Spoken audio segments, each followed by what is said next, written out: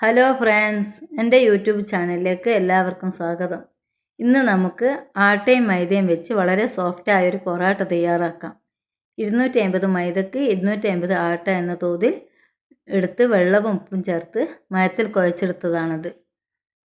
അത് ബോളാക്കി ഉരുട്ടി പരത്തിയിട്ട് റെസ്റ്റ് ചെയ്യാൻ വയ്ക്കുക.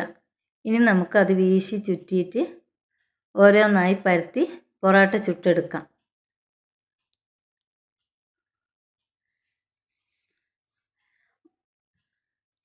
എത്ര സമയം വെച്ചാലും ഈ പൊറാട്ടക്ക് ഒരു ഉറപ്പ് വരികയില്ല, നല്ല സോഫ്റ്റ് ആയിരിക്കും.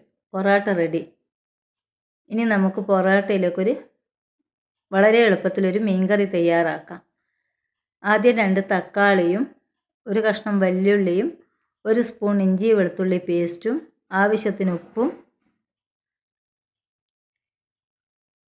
2 സ്പൂൺ മുളക് പൊടി, 1 സ്പൂൺ മഞ്ഞൾപ്പൊടി,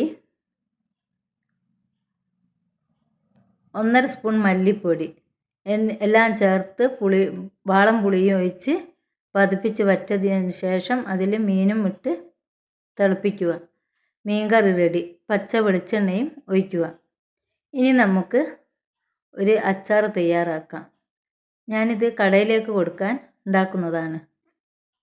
ഇഞ്ചിയും വെളുത്തുള്ളിയും പച്ചമുളകും എല്ലാം ചേർത്തൊരു അച്ചാറാണിത്.